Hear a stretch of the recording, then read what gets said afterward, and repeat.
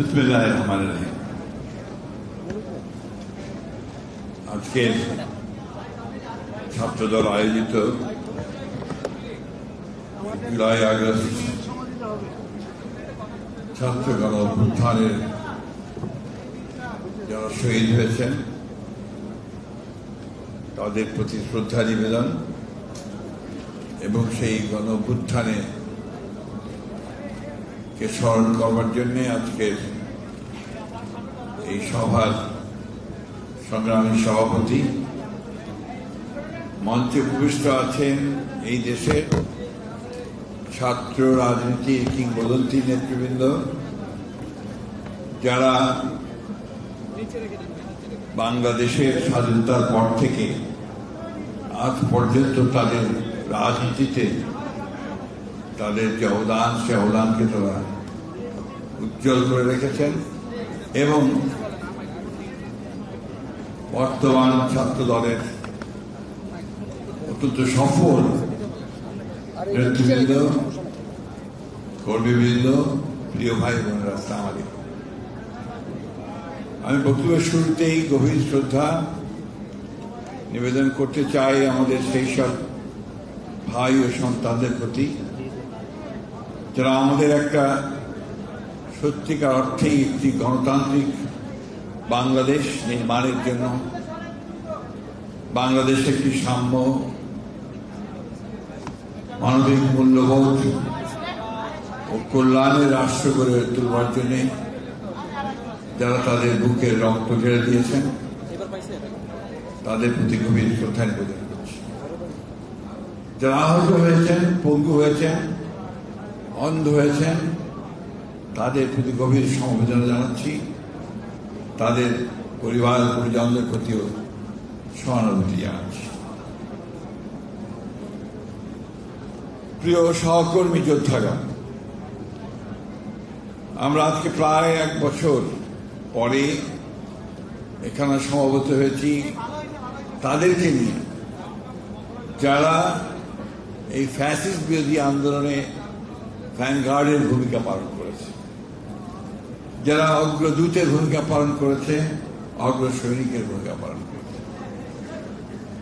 আজকে তাদের প্রতি আমি আমার অভিনন্দন এবং শুভেচ্ছা জানাচ্ছি। ঢাকা বিশ্ববিদ্যালয়ের টিএসসিতে এসে যখন ঢুকছিলাম কিছুটা আবেগে আপ্লুত হয়েছিলাম। এই জন্যে দীর্ঘকাল পরে ঢাকা বিশ্ববিদ্যালয়ের ক্যাম্পাসে আসার একটা সুযোগ হলো এবং সেই সুযোগ করে দেওয়ার জন্য ছাত্রদলকে আন্তরিকভাবে ধন্যবাদ। আমরা অনেক পুরনো মানুষ। এই আর্টস ফ্যাকাল্টি যখন তৈরি শুরু হয় তখন আমরা ঢাকা বিশ্ববিদ্যালয়ের ছাত্র, সুতরাং সহজেই বুঝতে পারছে যে আমরা অনেক পুরনো মানুষ।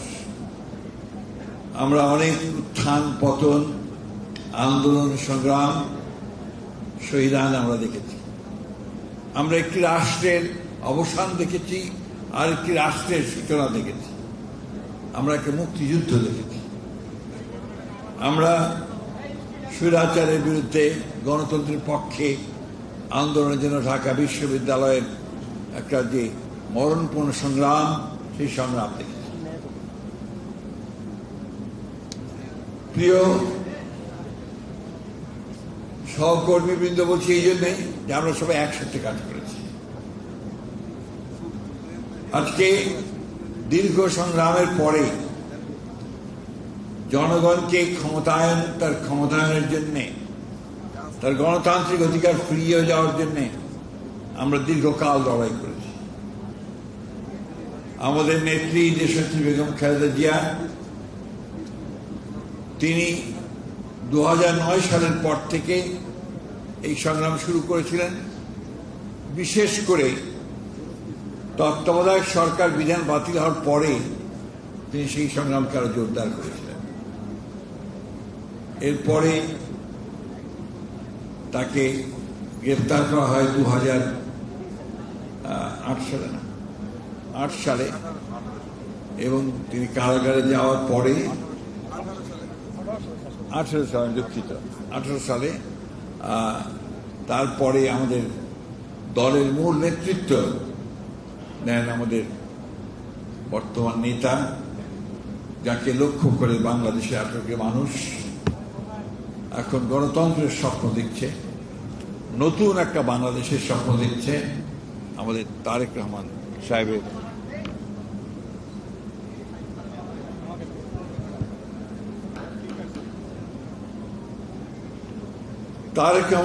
নেতৃত্বে আমরা সেই গণতন্ত্রের আন্দোলন করেছি এবং সফল হয়েছি। আমি অতীতের আলোচনায় খুব বেশি যাব না। আমরা এই দীর্ঘ 15 বছরে একটি গণতান্ত্রিক দল, বাংলাদেশ জাতীয়তাবাদী দল, আমার জানা নেই পৃথিবীর ইতিহাসে কোনো লিবারেল ডেমোক্রেটিক পার্টি এত ত্যাগ স্বীকার করেছে কিনা। এর 60 লক্ষ মানুষের বিরুদ্ধে মিথ্যা মামলা হয়েছে, প্রায় 1700 নেতা কর্মীকে গুম করা হয়েছে। এই গুম শব্দটা আগে আমরা জানতাম না। আমরা ল্যাটিন আমেরিকার ইতিহাস পড়তাম, তখন শুনতাম যে সেখানে এনফোর্সড ডিসঅ্যাপিয়ারেন্স হয়। বাংলাদেশে আমরা সচক্ষে সেটা দেখলাম এই ফ্যাসিস্ট হাসিনা সরকারের অধীনে। আমাদের প্রায় 20,000 নেতা কর্মীকে এক্সট্রা জুডিশিয়াল কিলিং এবং বিভিন্নভাবে হত্যা করা হয়েছে। সবচেয়ে বড় কথা, আমাদের নেত্রী দেশনেত্রী বেগম খালেদা জিয়াকে সম্পূর্ণ মিথ্যা মামলায় জড়িয়ে 6 বছর কারাগারে আটক করে রাখা হয়েছে। আমাদের নেতা যেন তারেক রহমান সাহেবকে মিথ্যা অভিযোগ নিয়ে শারীরিক নির্যাতন করে তাকে বিদেশে নির্বাসিত করা হয়েছে। অসংখ্য মিথ্যা মামলা, হত্যা, খুন, জখম, এই নিয়ে বিএনপি কিন্তু সোজা হয়ে দাঁড়াবার চেষ্টা করেছে, মাথা উঁচু করে দাঁড়াবার চেষ্টা করেছে এবং একবারের জন্য ফ্যাসিবাদের বিরুদ্ধে লড়াইয়ে কোনো যেটাকে আমরা বলি যে থামেনি, এগিয়ে চলেছে। শেষ পর্যন্ত বিএনপি এবং ছাত্রদল তারা এগিয়ে চলেছে। আজকে এখানে ছাত্রদল যারা এখানে বসে আছেন সকলের সঙ্গে আমরা কারাগারে থেকেছি। সামনে যারা আছে তাদের মধ্যে অনেকেই আমরা একসাথে কারাগারে থেকেছি। আমার মনে হয় শেষবার যেবার আমরা একসাথে ছিলাম সেবার বোধহয় সবাই একসাথেই, অনেক স্মৃতি, সেই স্মৃতিগুলো এখন বলতে গেলে অনেক সময় লাগবে। আমার শুধু আমানুল্লাহ আমানের কথা মনে আছে এই জন্যে যে তাকে 14 দিন নির্যাতন করার পরে যখন তাকে কারাগারে নিয়ে গেল, তখন আমিও কারাগারে। তাকে এনে যখন আপনার কারাগারে সেই সেলের মধ্যে ফেলে দেয়, তারপর যোগাযোগ করেন, জানতে হবে তাকে কোনো ডাক্তারের চিকিৎসা দেওয়ার সুযোগ দেওয়া হয়। পায়ের নখ সব তুলে নিয়েছিল, হাঁটতে পারছিল না। এটা একটা ঘটনা বললাম, এরকম তোমাদের ছাত্রদলের অসংখ্য ছেলে আছে যারা এই নির্যাতন সহ্য করেছে, অসংখ্য। শুধু ঢাকায় না, সারা দেশে তোমাদের ছাত্রদলের ছেলেরা দেশে থাকতে না পেরে, গ্রামে থাকতে না পেরে ঢাকায় চলে এসেছে। রিক্সা চালিয়েছে, অটো চালিয়েছে, বাইক চালিয়েছে, এমনকি এই যে বড় বড় বাড়ি তৈরি হয় তার গার্ডের চাকরি করেছে। এই যে ত্যাগ, এই ত্যাগ করেই কিন্তু আজকে এই একটা সুযোগ তৈরি হয়েছে। আমি কারোর বিরুদ্ধে কোনো কথা বলতে চাই না, অনেকে অনেক কথা বলছেন। আমি শুধু একটা কথা বলতে চাই যে আজকে এই সুযোগটা বাংলাদেশের জনগণ, একটা কথা কিছুক্ষণ আগে আজকে প্রথম আলোতে সাইমন পারভেজের লেখা একটা পড়ছিলাম, যে কৃতিত্ব কার, এই কৃতিত্বের দাবিদার অনেকেই করছেন, তাই না? দাবি করছেন, নেতা হয়ে গেছেন, বড় বড় নেতা হয়ে গেছেন। এখন কৃতিত্ব আসলে জনগণের, বাংলাদেশের মানুষের। সমগ্র মানুষ এক হয়ে গিয়েছিল। যে গ্রামের কৃষক, কারখানার শ্রমিক, অত্যন্ত আধুনিক মেয়ে, স্টুডেন্ট লিডার অথবা ছাত্রী, ইউনিভার্সিটি ছাত্রী, আবার হিজাব পড়া, বোরখা পড়া ছাত্রী, সব মিলে শিক্ষক শিক্ষয়িত্রী সব মিলে আমরা এক হয়ে গিয়েছিলাম, তাই না? একটাই মাত্র আমাদের লক্ষ্য ছিল যে আমরা একটা গণতান্ত্রিক বাংলাদেশ চাই। কথাটা খুব স্পষ্ট, এখানে কোনো রাগঢাক নেই। আমরা একটা লিবারেল ডেমোক্রেসি চাই, আমরা একটা উদারপন্থী গণতন্ত্র চাই, কারণ এর জন্যই আমরা 1971 সালে স্বাধীনতার যুদ্ধ করেছিলাম। সেদিনও প্রায় 30 লক্ষ মানুষ শহীদ হয়েছিল, আমাদের মা বোনদের সম্ভ্রম নষ্ট হয়েছিল।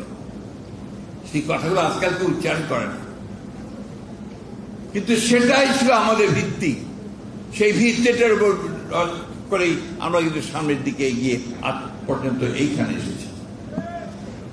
অনেকেই হতাশ হয়ে যাচ্ছেন আপনারা, আমাদের নেতাকর্মীরাও অনেকেই হতাশার কথা বলেছে, দুঃখের কথা বলেছে, ক্ষোভের কথা বলেছে। কিন্তু আমি আমার এই বয়সে, অনেক বয়স হয়েছে, আমি কিন্তু এতটুকু হতাশ নেই। বাংলাদেশে এই ভূখণ্ডের মানুষের এটাই হচ্ছে ইতিহাস।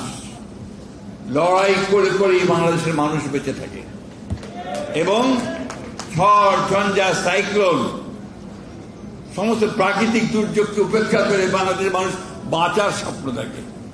এবং একটা জিনিস খেয়াল করে দেখবেন যে রিক্সা চালায়, রিক্সা শ্রমিক ভাই, সে পর্যন্ত যখন রিক্সা চালানোর পরে একটা গাছের ছায়া আছে, রিক্সা থেকে একটু আরাম করে, তখন তাকে কি আপনি জিজ্ঞেস করেন ভাই কেমন আছেন, দেখবেন খুব হেসে উত্তর দেবেন ভালো আছে। তো প্রত্যেকটি মানুষের মুখে একটা হাসি আছে, এত কষ্ট, এত ত্যাগ, এত চিৎকার পড়ে। আজকে সেই আন্দোলনটা, আজকে এটাকে আমি একটা বলি যে 1971 সালের যে স্বাধীনতার যুদ্ধ, পরবর্তীকালের যে স্বাধিকারের জন্য স্বৈরাচারের বিরুদ্ধে যে আন্দোলন, সবকিছু বলে এই যে সংগ্রাম, এই যে গণ অভ্যুত্থান, এটা আমাদের কিন্তু একটা সম্পূর্ণ নতুন একটা সম্ভাবনার দ্বার খুলে দিয়েছে, নতুন বাংলাদেশ নির্মাণ করবার। আমাদের নেতা যারা তারেক রহমান সাহেব সম্পূর্ণ নতুন করে স্বপ্ন দেখাচ্ছেন। আজকে নয়, 2016 সালে দেশনেত্রী বেগম খালেদা জিয়া ভিশন 2030 দিয়েছিলেন রেইনবো নেশন তৈরি করার জন্য। সেখানে তিনি আজকের এই সংস্কারের কথাগুলো, যারা এখন এই কথাগুলো বলছে, আমাদের পণ্ডিতেরা, কেউ আমেরিকা থেকে, কেউ যুক্তরাষ্ট্র থেকে, বিভিন্ন জায়গা থেকে, ইউনিভার্সিটি থেকে পাশ করে এসছেন, এই কথাগুলো তখন দেশনেত্রী বেগম খালেদা জিয়া ভিশন 2030 বলেছিলেন। এবং আমরা যখন এই ফ্যাসিস্ট হাসিনা সরকারের বিরুদ্ধে ঐক্যবদ্ধ লড়াই শুরু করলাম, অন্যান্য দলগুলোর সঙ্গে কথা বললাম করে, বাম ডান সমস্ত দলগুলোকে যখন একখানে নিয়ে আসলাম, আমরা কিন্তু আলোচনার মাধ্যমে আবারও ওই রাষ্ট্র সংস্কারের আমরা কর্মসূচি গ্রহণ করেছিলাম। কারণ আমরা উপলব্ধি করেছিলাম যে বর্তমান যে রাষ্ট্র কাঠামো আছে, এই রাষ্ট্র কাঠামোর মধ্য দিয়ে বাংলাদেশের মানুষের আশা আকাঙ্ক্ষা পূরণ হবার নয়। সেই জন্যই আমরা সেই 31 দফা সেদিন কর্মসূচি দিয়েছিলাম। বন্ধুগণ, খেয়াল করে দেখবেন যে 5ই আগস্টের পরে, বোধহয় সম্ভবত 7ই আগস্ট, আমরা একটা জনসভা করেছিলাম পার্টি অফিসের সামনে, তাই না? সেই 7ই আগস্টে আমাদের সব শেষে ভাষণ দিয়েছিলেন আমাদের দেশনেত্রী বেগম খালেদা জিয়া। হাসপাতাল থেকে 4-5টা লাইন বলেছিলেন। কি বলেছিলেন? যে প্রতিশোধ নয়, প্রতিহিংসা নয়, বন্ধুত্ব, ভালোবাসা, সৌহার্দ্য দিয়ে আমাদেরকে আবার নতুন জাতি গঠন করতে হবে। আমাদের নেতা তারেক রহমান সাহেব ওই একই কথা বারবার বলেছেন যে আসুন আমরা ভুলে যাই, আমরা নতুন করে আবার স্বপ্ন দেখি এবং সেই স্বপ্নকে বাস্তবায়িত করি, একটা সত্যিকার থেকে সমৃদ্ধ বাংলাদেশ গঠন করবার।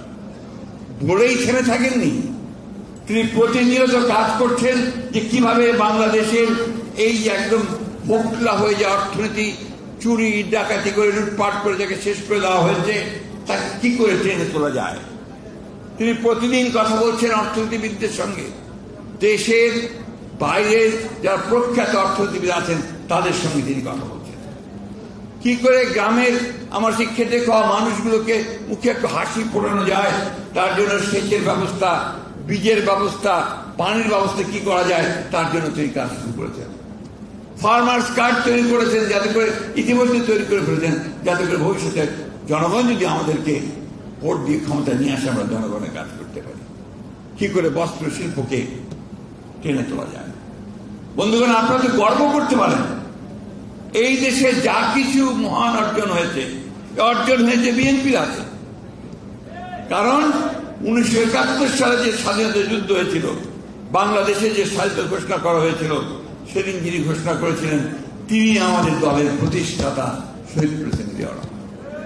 আপনি গর্ব করতে পারেন যে একদলীয় শাসন ব্যবস্থা বাকশাল থেকে তাকে সামনে নিয়ে এসে যে প্রথম যে রাজনৈতিক সংস্কার করা হলো, একটা মুক্ত একটা রাজনীতি, একটা বহুদলীয় গণতন্ত্র, এটা কিন্তু শহীদ প্রেসিডেন্ট জিয়াউর রহমান চলেছে।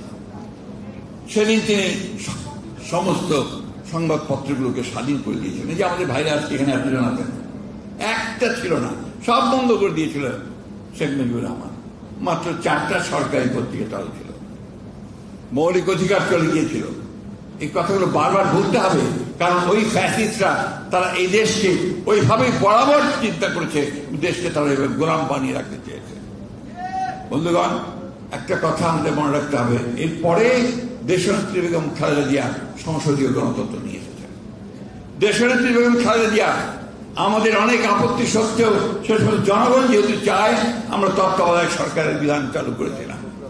সারা রাত জেগে আমরা পার্লামেন্টে সেই বিধান চালু করেছিলাম, কারণ বিএনপি হচ্ছে সেই দল যারা সত্যিকার অর্থেই বাংলাদেশের পরিবর্তন চায়, বাংলাদেশের মানুষের ভাগ্যের পরিবর্তন চায়, বাংলাদেশকে একটা কল্যাণমূলক সমৃদ্ধ দেশ হিসাবে মাথা উঁচু করে দাঁড়ানোর মতো একটা দেশ হিসাবে দেখতে চায়। আজকে তাই আমি কথা বাড়াবো না। আমি আপনাদের অবদান, আপনাদের যে ভাইরা যারা চলে গেছেন তাদের অবদান, যারা আহত হয়েছেন, পঙ্গু হয়েছে, তাদের অবদান আমরা যেন চিরকাল স্মরণ রাখি। আমার খুব দুঃখ হয় যখন দেখি যে আমাদের আহত ভাইয়েরা তারা বলছে যে আমরা কোনো সহযোগিতা পাচ্ছি না। কই, এই সরকার কেন এখন পর্যন্ত তাদের সেই ব্যবস্থা করেনি? আমরা এই যে দেখুন 142 জন ছাত্রদের একটা তালিকা আছে এখানে। আমি জিজ্ঞেস করছিলাম এখন যে এদের নামগুলো এখন পর্যন্ত গেজেটেড হয়েছে কিনা, তারা বলল যে না, হয়নি। তাহলে কার নাম গেজেট করছে? যারা প্রাণ দিয়েছে তাদের নাম যদি গেজেট করতে হয়, তাহলে কার নাম দিয়েছে? আমি অনুরোধ করবো নেতৃবৃন্দকে এই বিষয়টা নিয়ে আপনার সরকারের যথাযথ যে আপনার ডিপার্টমেন্ট আছে তাদের সাথে কথা বলবেন এবং তাদের নাম যেন এখানে আপনার গেজেটেড হয় তার জন্য ব্যবস্থা গ্রহণ করবেন। দ্বিতীয় কথা যেটা আমি আগেও বলেছি যে আমরা তো আপনার ফ্যাসিস্ট মুক্ত হয়েছি, সুযোগ সৃষ্টি হয়েছে নতুন একটা গণতান্ত্রিক একটা ব্যবস্থা ফিরিয়ে নিয়ে আসার, তাই না? কিন্তু ষড়যন্ত্র তো থেমে নাই। যে কথা কিছু আগে ইনারা বলেছেন যে ফ্যাসিবাদ তো এখনো শেষ হয়ে যায়। আজকে লক্ষ্য করে দেখুন যে পরিকল্পিতভাবে এই গণতন্ত্র যেন উত্তরণ না ঘটে তার জন্য কাজ শুরু হয়েছে। সোশ্যাল মিডিয়াতে বিভিন্নভাবে কাজ করা হচ্ছে, নেতাদের বিরুদ্ধে কথা বলা হচ্ছে। এমনকি আমার নেতা তারেক রহমান সম্পর্কে অশ্লীল অশ্রাব্য ভাষায় কথা বলা হচ্ছে। এটা কেন করা হচ্ছে? ভয় পেয়ে। তারা ভয় পেয়েছে যে তারেক রহমান তো জাতীয় নেতা হিসেবে ও অলরেডি প্রতিষ্ঠিত হয়ে গেছেন, সুতরাং তিনি যদি ফিরে আসেন তাহলে তারা যাবে কোথায়? আমি এটুকু আশ্বাস দিতে পারি তাদেরকে যে তারা সঠিক জায়গায় থাকবে। প্রিয় বন্ধুগণ, এই কথাগুলো আমাদের মাথায় রাখতে হবে। আমাদের সংগ্রাম শেষ হয়ে যায়নি। আমাদের যে শত্রু চতুর্দিকে, আমাদের শত্রু মানে কি? গণতন্ত্রের শত্রু, বিএনপি শত্রু না, মনে রাখবেন। BNP is democracy, BNP is freedom, BNP হচ্ছে উন্নয়ন, ডেভেলপমেন্ট। এই কথা মাথায় রাখবেন। আমরাই করেছি, এটা আমরাই করবো এবং ভবিষ্যতে আমরাই বাংলাদেশকে একেবারে উন্নয়নের চরমে নিয়ে যাবো। আপনারা নেবেন, ইয়াং জেনারেশন। আমরা হয়তো থাকবো না, কিন্তু আমরা দেখবো যে আপনারাই সেখানে নিয়ে গেছেন। আজকে ওই জন্যে এদের কোনো পাতা ফাঁদে আমরা পা দেব না। এরা ফাঁদ পাচ্ছে, আমাদেরকে প্রভোগ করছে যে আমরা যেন আমরা ঝাঁপিয়ে পড়ি, প্রতিবাদ করি, কনফ্রন্টেশন করি, এমন একটা অবস্থা তৈরি করি যেন গণতন্ত্রে উত্তরণটা ব্যাহত হয়। এটাতে আমরা পা দেব না। আমরা অত্যন্ত ধৈর্যের সঙ্গে, সহনশীলতার সঙ্গে, শান্তির সঙ্গে আমরা আমাদের নেতার যে নির্দেশিত পথ, আমাদের নেত্রীর নির্দেশিত পথ, সেই পথ ধরে আমরা গণতন্ত্রে দিকে এগিয়ে যাবে। গোলমালটা শুরু হয়েছে কোথায়? গোলমালটা শুরু হয়েছে যেই আপনার ফেব্রুয়ারিতে নির্বাচনের কথা ঠিক হলো লন্ডনে বসে আমাদের চেয়ারম্যান তারেক রহমান সাহেব, তারেক রহমান সাহেব এবং চিফ অ্যাডভাইজারের মধ্যে বৈঠকের মধ্যে, তারপর থেকে এই গোলমালটা শুরু হয়েছে। অর্থাৎ নির্বাচন হতে দেওয়া যাবে না। এটা এদেশের মানুষ, তারা বরাবরই সংগ্রাম করেছে, লড়াই করেছে, তারা তাদের যে দাবি সে দাবিকে আদায় করে নিয়েছে। এবং এই নির্বাচনও অবশ্যই দেখবেন ওই আপনার ফেব্রুয়ারি মাসের যে ঘোষিত সময়, সেই সময়ের মধ্যে নিশ্চয়ই আপনার অনুষ্ঠিত হবে। আমরা নির্বাচনটাকে বিএনপিকে ক্ষমতায় নেওয়ার জন্য তো চাচ্ছি না। আমরা চাচ্ছি যে বাংলাদেশে একটা গণতান্ত্রিক কাঠামো তৈরি হোক। আমরা চাচ্ছি মানুষ তার প্রতিনিধি নির্বাচিত করুক এবং তার জন্য সংস্কারের প্রতিটি ক্ষেত্রে আমরা কিন্তু প্রায় একমত হয়েছি। আজকে সেই জন্যই বলতে চাই আপনাদেরকে যে আপনারা ধৈর্য হারাবেন না, কখনোই উত্তেজিত হবেন না, প্রভোক্ত হবেন না, প্রভোক্ত হয়ে কখনো কোনো পাতা ফাঁদে পা দেবেন না। একটা কথা বলেই আমি শেষ করব। আমার একটা বদক বসাচ্ছে, আমি কবিতার লাইনটি বলে দিয়ে একটু সবসময় আবারও বলছি, বন্ধু তোমার ছাড় উদ্বেগ সুতীক্ষ্ণ কর চিত্ত, বাংলার মাটি দুর্জয় ঘাটি বুঝে নেই দুর্বৃত্ত। কেউ পারবে না আপনাদেরকে রোধ করতে, কেউ পারবে না। ধন্যবাদ সবাইকে। আসসালামু আলাইকুম, খুদা হাফেজ। বাংলাদেশ জিন্দাবাদ, বাংলাদেশ জাতীয়তাবাদী ছাত্র দল জিন্দাবাদ, আমাদের শহীদ জিয়া মারক দেশনেত্রী জিন্দাবাদ, তারেক রহমান জিন্দাবাদ। সংগ্রামী মহাসচিব জনাব মির্জা ফখরুল ইসলাম আলমগীর স্যারকে